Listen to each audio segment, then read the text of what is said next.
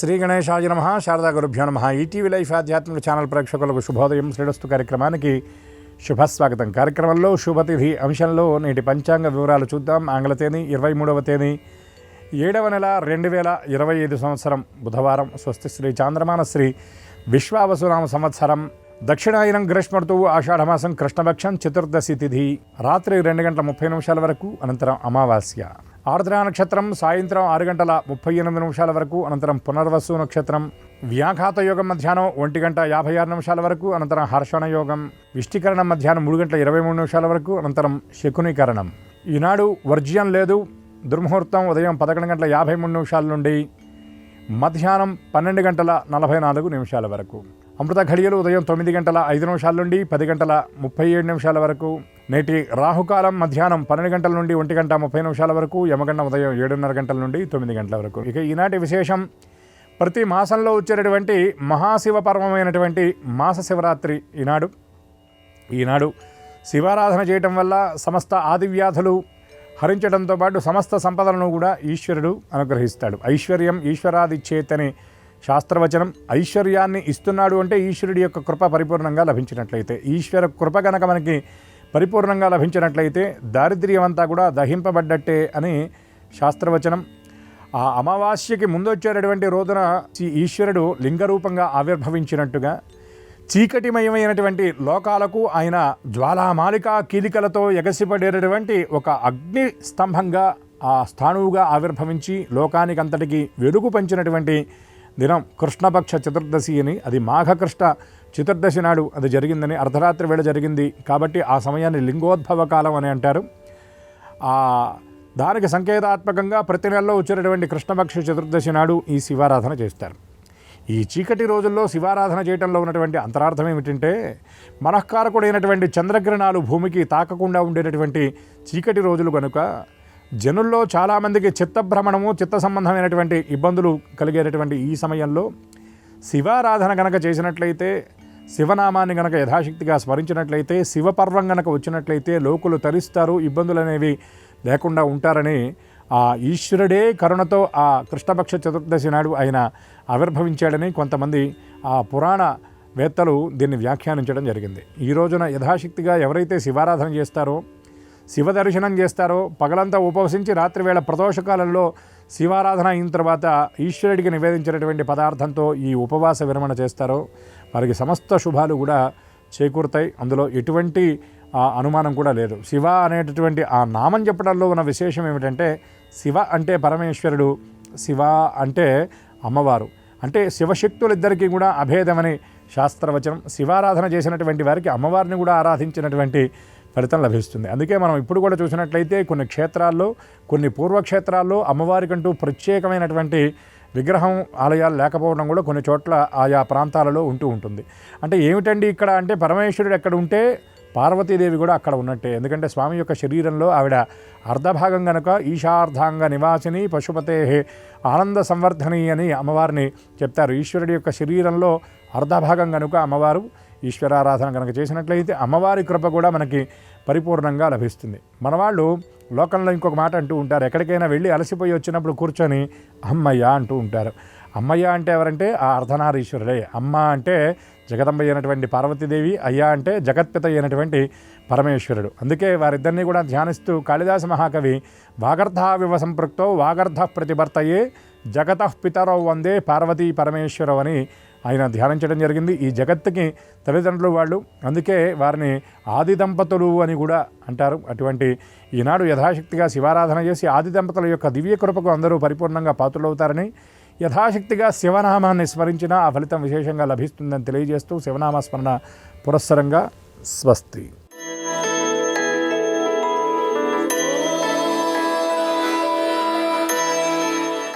ETV life ఆధ్యాత్మిక channel ప్రేక్షకులందరికీ నమస్కారం. శ్రీరస్తు కార్యక్రమంలో గ్రహయోగం అంశానికి స్వాగతం.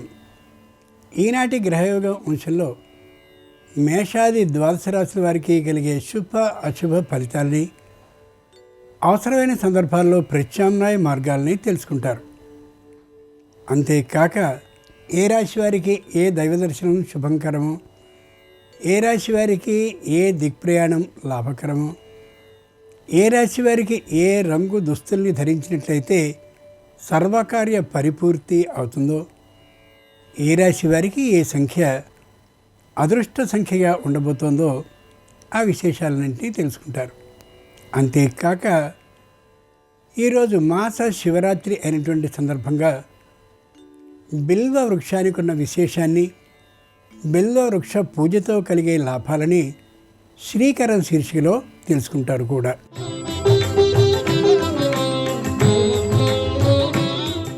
మాస శివరాత్రి సందర్భంగా బిల్వ వృక్షానికి ఉండే విశేషం ఏమిటో శ్రీకరం శీర్షికలో ఇప్పుడు తెలుసుకుందాం.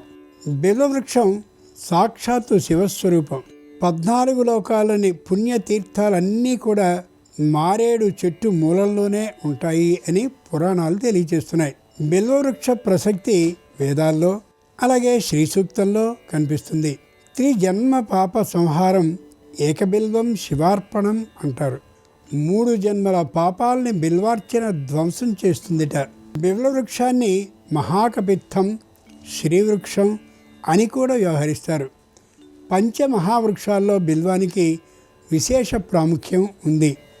లక్ష్మీదేవితో పాటు క్షీర సముద్రం నుండి మారేడు వృక్షం ఆవిర్భవించింది. గృహ ఆవరణలో బిల్వవృక్షం ఉండడం వల్ల ఆ గృహం సుసంపన్నం అవుతూ ఉంటుంది. ఈశ్వరుడి సంకల్ప శక్తి కలిగినటువంటి కారణంగా బిల్వవృక్షం సాకారం అయింది. బిల్వవృక్ష మూలాన్ని సుగంధం, పసుపు కుంకుమలు, పుష్పాలతో అర్చించినట్లయితే కుటుంబంలో సౌఖ్యం కలుగుతుంది. ప్రతి మాస శివరాత్రి నాడు బిల్వవృక్ష సమక్షంలో దీపారాధనని చేస్తే ఐశ్వర్యం కలుగుతుంది. మారేడు చెట్టు కింద అన్నదానాన్ని కానీ నిర్వహించగలిగినట్లయితే సకల సౌఖ్యాలు చేకూరుతాయి. బిల్వవృక్షం వాతావరణ కాలుష్యాన్ని నివారిస్తుంది. అంతేకాక శివానుగ్రహం పరిపూర్ణంగా లభిస్తుంది. ఏదైనా సోమవారం నాడు బిల్వ దళాలని కొబ్బరి జలంలో తడిపి శివారాధనని కానీ చేసినట్లయితే విద్య, ఉద్యోగ, వ్యాపారాల్లో అభివృద్ధి కలుగుతుంది. పైగా ఈసారి ఆర్ద్ర నక్షత్రంతో మాస శివరాత్రి రావడం మరింత విశేషకరం. ముందుగా నేటి పంచాంగం.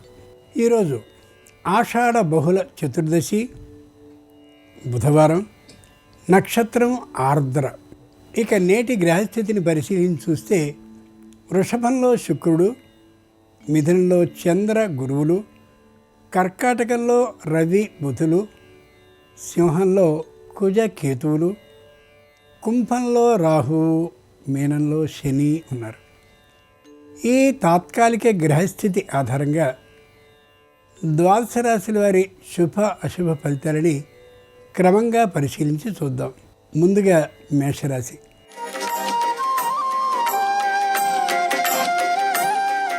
ఈరోజు మేషరాశి వారి ఫలితాలని పరిశీలించి చూస్తే అసూయతో ఉండేటటువంటి వారు ఏ వ్యతిరేక ఫలితాన్ని తలపెట్టినా ఏమాత్రము ప్రయోజనం ఉండదు. విజయం ఈ రాశి వారికే లభిస్తుంది. వ్యావసాయికమైనటువంటి ఆదాయం కోసం భూమికి ఏ మరమ్మతులైతే లోగడ చేయించి ఉన్నారో అవి సత్ఫలితాలను ఇస్తాయి. అంతేకాక వ్యావసాయిక ఆదాయం కూడా వచ్చేందుకు అవకాశాన్ని కలుగజేస్తాయి. వ్యాపారం మరింతగా రాణించడం కోసం ఏ విధమైన జాగ్రత్తలు తీసుకున్నారో అవన్నీ సత్ఫలితాలను ఇవ్వడం ప్రారంభిస్తాయి.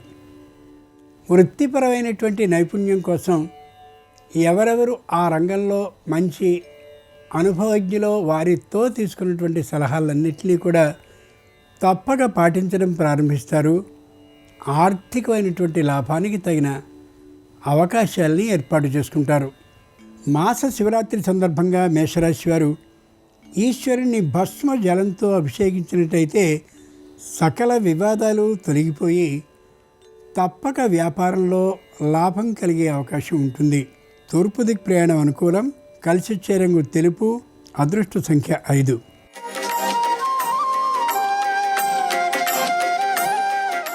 ఈరోజు వృషభ రాశి వారి ఫలితాలని పరిశీలించి చూస్తే బాగా ఆలోచిస్తే తప్ప ఏ పనిని తలపెట్టారు.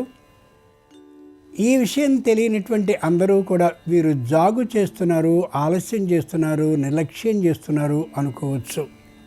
నష్టమేమీ లేదు. ప్రతి విషయంలోనూ కూడా మంచి ఆలోచన చేసి విజయాన్నే సాధిస్తారు. ఈ రాశివారు శుభవార్తను వినే అవకాశం కూడా ఉంటుంది. సంతానం విషయంలో వీరు ఎంత ప్రయత్నాన్ని చేస్తున్నప్పటికీ కూడా వివాహాది శుభకార్యాలు వారు అంగీకరించకపోవడం వల్ల ఆలస్యం అవ్వచ్చు, కానీ వీరి లోపం ఏమాత్రం ఉండే అవకాశం లేదు. మాస శివరాత్రి సందర్భంగా వృషభ రాశి వారు కాశీ విశ్వేశ్వరుణ్ణి కుంకుమతో అర్చించినట్లయితే దాంపత్యంలో అన్యోన్య భావం కలగడమే కాక నూతన సంతాన లాభానికి అవకాశం ఉంటుంది. ఈశాన్య దిక్ ప్రయాణం అనుకూలం. కలిసొచ్చే రంగు ఎరుపు. అదృష్ట సంఖ్య 3.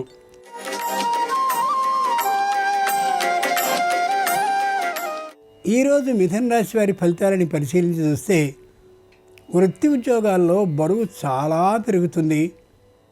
దాదాపు కార్యాలయంలోనే అప్పుడప్పుడు రోజంతా కూడా గడపవలసి రావచ్చు. శారీరకమైనటువంటి తాత్కాలిక అనారోగ్యం ఉండి కూడా వృత్తికి అంకితం కావలసినటువంటి పరిస్థితి ఏర్పడంతో ఒక్కొక్కసారి మానసికంగా విసుగుగా అనిపిస్తూ ఉంటుంది. అయినా తప్పదు. కుటుంబానికి సంబంధించినటువంటి సొంత పనుల్ని చేసుకునేందుకు కూడా సమయం లేకుండా అదనపు బాధ్యతలు కేటాయింపబడుతూ ఉండొచ్చు. పై స్థాయి ఉద్యోగం కోసం ప్రయత్నాలైతే ప్రారంభించి చేస్తారు, కానీ దానికి సంబంధించినటువంటి పరీక్షల్ని రాయడం కానీ లేదా దానికి సంబంధించినటువంటి అధిక కృషిని చేయడం కానీ సాధ్యపడే అవకాశం ఉండదు ఉద్యోగపు పని ఒత్తిడి కారణంగా. మాస శివరాత్రి సందర్భంగా మిథున రాశి వారు దాక్షారామ భీమేశ్వర స్వామి వారిని పసుపు జలంతో అభిషేకించినట్టయితే వ్యాపారంలో శుభవార్తని ఆర్థిక లాభంతో వినే అవకాశం ఉండొచ్చు. ఆగ్నేయ దిక్ ప్రయాణం అనుకూలం. కలిసొచ్చే రంగు పసుపచ్చన. అదృష్ట సంఖ్య 1.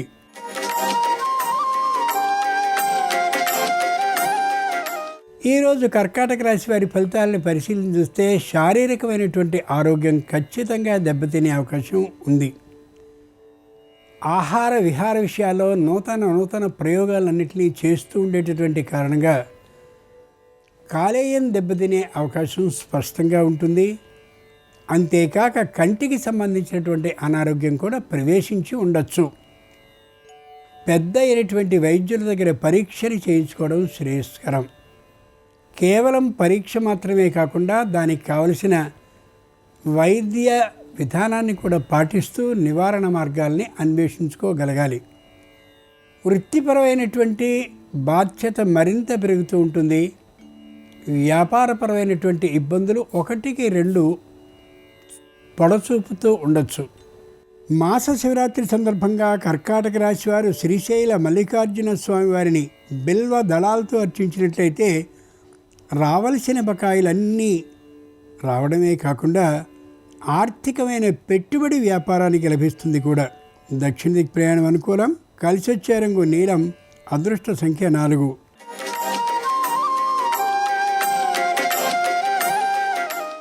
ఈరోజు సింహరాశి వారి ఫలితాలని పరిశీలించి చూస్తే ఎన్ని విధాల ఆదాయం రావాల్సి ఉంటుందో, వచ్చే అవకాశం ఉందో అన్ని ఆదాయ మార్గాల్ని చక్కనైన ఆదాయపు పెంపు కోసమని ప్రయత్నాల్ని ప్రారంభిస్తారు. అన్నీ అనుకూలించే అవకాశం ఉండకపోవచ్చు, కానీ తప్పక ఆదాయ మార్గాలు పెరిగే అవకాశం ఉంటుంది. తద్వారా అహంకార భావం కూడా పెరిగే ఆలోచన ఉండొచ్చు. వృత్తిపరమైనటువంటి ఒత్తిడి బాగా పెరుగుతూ ఉండేటటువంటి కారణంగాను, ముఖ్యంగా జీర్ణక్రియకి సంబంధించిన అనారోగ్యం ఉన్న కారణంగాను, వీటితో పాటుగా పని ఒత్తిడి కారణంగా మానసికమైన బరువు పెరిగిన కారణంగాను శరీరపు బరువు తగ్గే అవకాశం ఉండొచ్చు. మాస శివరాత్రి సందర్భంగా సింహరాశి వారు శ్రీకాళహస్తీశ్వర స్వామి వారిని శుద్ధ జలాలతో అభిషేకించినట్లయితే నూతన గృహ యోగం ఉంది. నివృత్తి దిక్ ప్రయాణం అనుకూలం. అనుకూలమైన రంగు నలుపు. కలిసొచ్చే సంఖ్య 4.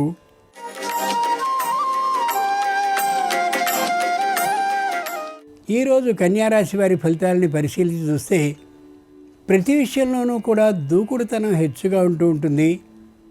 అసూయాభావం మరింతగా ఉంటూ ఉంటుంది. ఎవరైనా తమ కంటే తమదైనటువంటి వృత్తిలో ఎదుగుతూ ఉన్నటువంటి పరిస్థితే కనిపిస్తే ఏ విధంగా అతన్ని లేదా ఆమెని క్రిందికి దించాలా అనేటటువంటి వ్యతిరేక ఆలోచనల్ని చేయవచ్చు. ముఖ్యంగా అనేకమైనటువంటి పురస్కారాలు లభించవచ్చు. కానీ కుటుంబంలో వ్యతిరేకత పెరిగే అవకాశం కూడా అదే సమయంలో ఉంటూ ఉండొచ్చు. ఏ విధంగానూ కూడా మానసిక వ్యతిరేకత కుటుంబంలో లేకుండా ఉండేలా చూసుకోవడం అనేది అతి ముఖ్యమైనటువంటి కర్తవ్యం ఈ రాశివారికి ఈ రోజున. మాస శివరాత్రి సందర్భంగా కన్యారాశి వారు అర్ధనారీశ్వర స్వామి వారిని పంచవిధాలైన పుష్పాలతో ఆరాధించినట్లయితే సకల సమస్యలు పరిష్కరింపబడమే కాకుండా ఆర్థిక లాభానికి అవకాశం ఉండొచ్చు. పశ్చిమ దిక్కు ప్రయాణం అనుకూలం. కలిసొచ్చే రంగు ఆకుపచ్చన. అదృష్ట సంఖ్య 8.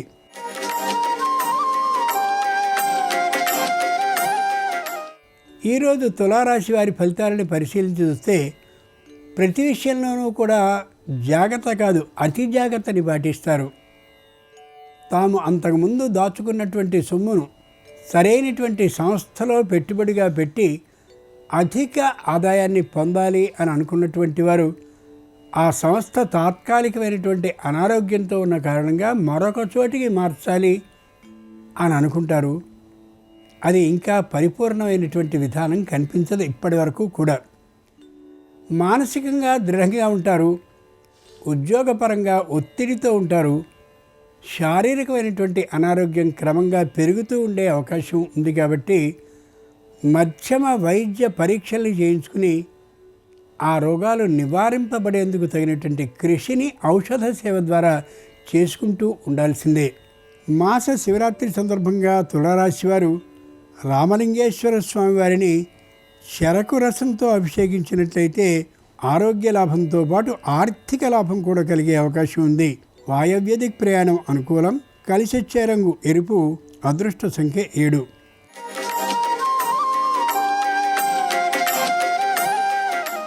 ఈరోజు వృశ్చిక రాశి వారి ఫలితాలని పరిశీలించి చూస్తే ప్రతి విషయంలోనూ కూడా భయ ఆస్పదమైనటువంటి దృక్పథం పెరుగుతుంది. ఎవరికైనా అనారోగ్యం వచ్చింది అనగానే అది ఎంతో పెద్ద వ్యాధి అయ్యుంటుంది అనే ఆలోచన. ఎవరైనా ప్రయాణానికి అని వెళ్ళినట్లయితే తిరిగి వచ్చేంత వరకు మానసికమైన ఆందోళన. ఇలాగే ఉండే అవకాశం మరింతగా ఉంటూ ఉంటుంది. ఆ తాత్కాలిక మానసిక భయ ఆందోళనకి దైవధ్యానం మాత్రమే అతి ముఖ్యమైనటువంటి ఔషధంగా భావించగలగాలి. ఆర్థికమైనటువంటి స్తోమత అంత ఇప్పుడు లేనటువంటి కారణంగా దాన ధర్మాలు, విరాళాలు, అలాగే అన్న సంతర్పణాలు వంటివి చేసే ఆ ఆలోచనని తాత్కాలికంగా మానుకోగలగాలి. మాస శివరాత్రి సందర్భంగా వృశ్చిక రాశి వారు కోటిలింగేశ్వర స్వామి వారిని పంచామృతాలతో అభిషేకించినట్లయితే ఆకస్మిక ధన ప్రాప్తికి అవకాశం ఉండొచ్చు. ఉత్తర దిక్ ప్రయాణం అనుకూలం. కలిసొచ్చే రంగు తెలుపు. అదృష్ట సంఖ్య 5.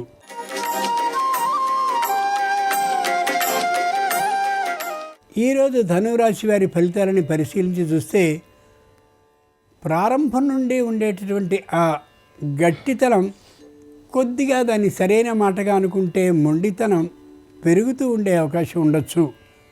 అది ఏ విధంగానూ కూడా విజయాన్ని సాధింపజేసేది కాదు అని స్పష్టంగా తెలుసుకోగలగాలి. అంతేకాక ఎవరిలో ఉన్నటువంటి వారు పెద్దవైనటువంటి సాహస కృత్యాలకి పాల్పడే అవకాశం ఉంది. అటువంటి శౌర్య, ధైర్య, సాహస పరాక్రమాలకి సంబంధించిన కార్యాలు చేయడం, అటువంటి పోటీల్లో పాల్గొనడం కూడా ప్రస్తుత కాలంలో ఏమాత్రము సరైనటువంటి పని కాదు ఈ రాశి వారికి. మాస శివరాత్రి సందర్భంగా ధనురాశి వారు నీలకంఠేశ్వర స్వామి వారిని పరిమళ జలాలతో కానీ అభిషేకించినట్లయితే భూలాభానికి అవకాశం ఉండొచ్చు.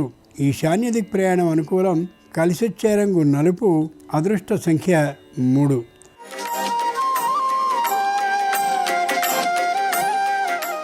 ఈరోజు మకర రాశి వారి ఫలితాలని పరిశీలించి చూస్తే అహంకార భావంతో ఉంటారు.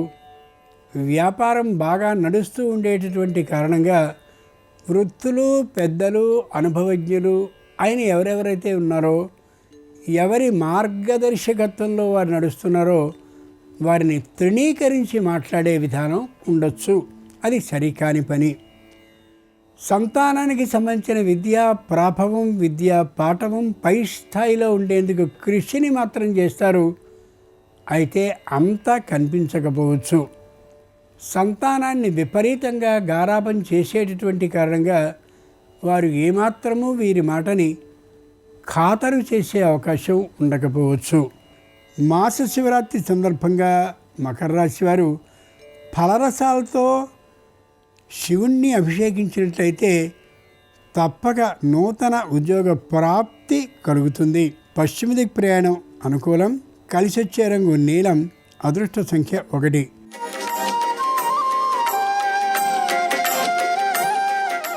జరిగినటువంటి తప్పుల్ని తెలుసుకోగలుగుతారు. తెలుసుకున్న తప్పుల్ని మళ్ళీ సరిదిద్దుకునేందుకు కృషిని, ఏ విధమైన అభిమానాన్ని పాటించకుండా చేసుకోగలుగుతారు. బంధుమిత్రుల్లో తాత్కాలికమైనటువంటి అసూయ ఆలోచనలు ప్రారంభమవుతాయి. వీరి ఆర్థిక స్థితి పెరుగుతూ ఉండేటటువంటి కారణంగా ఆ కారణంగా కొద్ది గుంఫనతనాన్ని పాటించడం ఉత్తమం. వ్యాపారంలో మంచి లాభాలు వచ్చే అవకాశం ఉంది. సంతానానికి విద్యలో మంచి ప్రాభవం కలిగే అవకాశం మరింతగా ఉంది. ఏ విధమైన కష్ట నిష్ఠురాలు లేకుండా ఉండేలా కుటుంబాన్ని చాలా గుంఫనగా ఉంచుకోగలుగుతారు. ఎవరికీ ఏ రహస్యము తెలియకుండా ఉండేలా సామూహికమైనటువంటి కృషిని చేసి విజయాన్ని సాధించగలుగుతారు. మాస శివరాత్రి సందర్భంగా కుంభరాశి వారు ఉమామహేశ్వర స్వామి వారిని తేనెతో అభిషేకించినట్లయితే పనుల్లో తొందరతనం పోయి నిదానపుతనం కలిగి ఆర్థికమైన లాభం కలిగి తీరుతుంది. ఉత్తర దిక్ ప్రయాణం అనుకూలం. కలిసొచ్చే రంగు ఎరుపు. అదృష్ట సంఖ్య 2.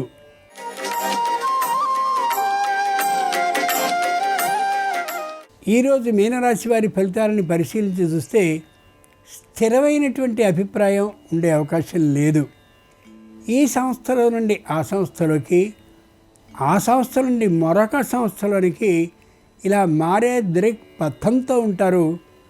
ఆ కారణంగా ఏ సంస్థ వారు వీరిని చేర్చుకుని వీరికి అవకాశాన్ని ఇచ్చారో వారితో అభిప్రాయ భేదం ఏర్పడే అవకాశం ఉంటుంది.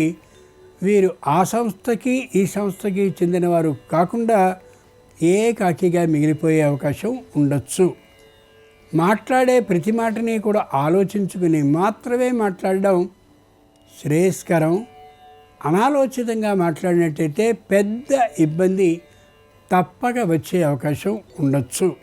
మాస శివరాత్రి సందర్భంగా మీనరాశి వారు పార్వతీ పరమేశ్వర మిథునాన్ని కాశీ గంగా జలంతో అభిషేకించినట్లయితే నూతన ఉద్యోగం, వేతన ఆధిక్యం, దాంతోపాటుగా ఉద్యోగ భద్రత కూడా ఏకకాలంలో కలిగే అవకాశం ఉంది.